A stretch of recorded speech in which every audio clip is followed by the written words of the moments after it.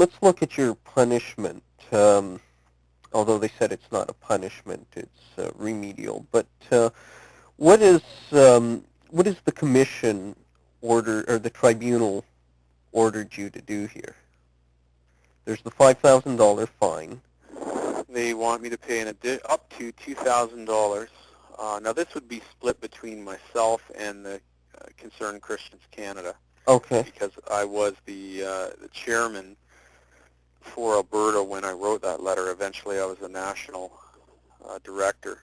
Yes. But that would be split, my understanding is, between that organization and myself, and Jim Blake, fantastic Christian man of the CCC, yes, and myself are going to be speaking about how we're going to just make sure we're united. I'm no longer part of the CCC. Yeah, just for clarification's sake, because this is a Catholic audience, we think that CCC is Catechism of the Catholic Church or the Conference of Canadian Bishops, so we better specify that. It is a Christian lobby group. What does it stand for? It stands for Concerned Christians Canada. Okay, so in this context, CCC is Concerned Christians Canada. Yeah. So there's been the fine, and what else? There's a second fine, which is not really a fine. It's more of expenses. Darren Lund asked that I pay $2,500 to one of his witnesses for pain and suffering. That's the terms he used for himself as well. Yeah.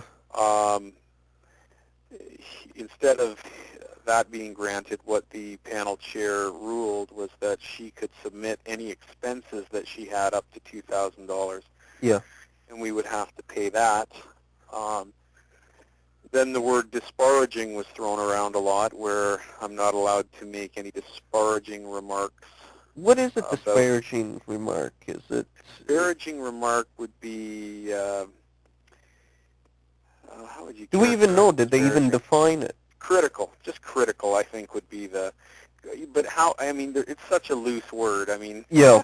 Is my theological perspective disparaging? Yeah, and so you can't even, so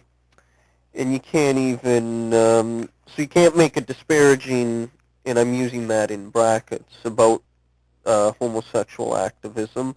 And I also understand you cannot criticize the decision or the process. I can't criticize the decision of the process or the complainant or any of the complainant's witnesses. Really? They would like me to request that the Red Deer Advocate print the remedy order, and as well, along with an apology from me to Darren Lund, the complainant, for my article, which will never happen. I will never apologize for what I wrote. Yeah, so, and, but I just want to get back. So essentially, not only are they trying to force you to apologize and silencing you on the issue of homosexual activism, but you cannot criticize the government process that rendered this decision. That's right. The book's been closed, and I have to bow down like a good boy, suffer my punishment, pay my my whatever you want to call it, my penalty, joyfully, and never do anything of that nature again. So from the beginning, Darren Lund has said that he would I need to be re-educated. Yes. I think this is their way of forcing that on me. Yes. Okay. And one last question for you. Do you pray for your persecutors as Christ asks us to do? I certainly won't say I'm on my knees every night praying for them, but I absolutely feel I right now could meet Darren Lund anywhere for coffee and sit down and have a conversation with him. I have prayed for him in the past. I have prayed for the human rights hearing for Lori Andrechuk, I'm not sure how to pronounce her last name properly, that God would work in their lives and work in this decision. I wish them no ill will, and I do wish them conviction. Yes. That the Spirit of God would convict them. My request is that no one else wishes them ill will. I've seen some pretty nasty comments I'm online about going to cut you off here for a second. Sure. Just because the use of the word conviction, I know that is within our theological grammar, Catholics and evangelicals often use that word a little differently. Why don't you just explain what you mean by conviction?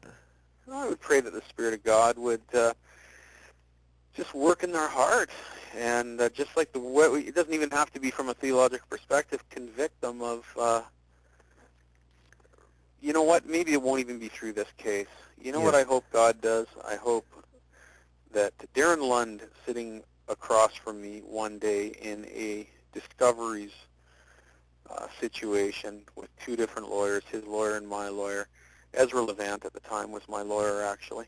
Okay. He was my defamation lawyer. Darren Lund said, well, I'm a Christian. Yeah.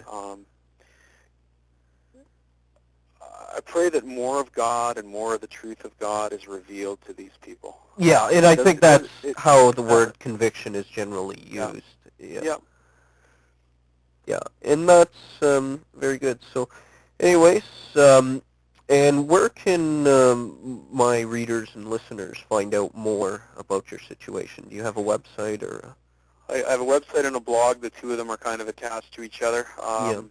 Sometimes the spelling of my name is the biggest hindrance to finding them.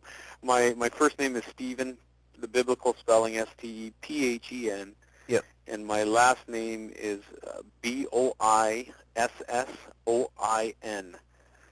StephenBoissoin.com. They can look that up, and it just talks about the case. I'll keep things updated on there. They can feel free to contact me through those sites. I'd be definitely happy to consider any input or answer any questions or just discuss the issues in greater detail. Okay, well, thank you very much, and God bless you. Pete, thank you very much for having me on. God bless you, too.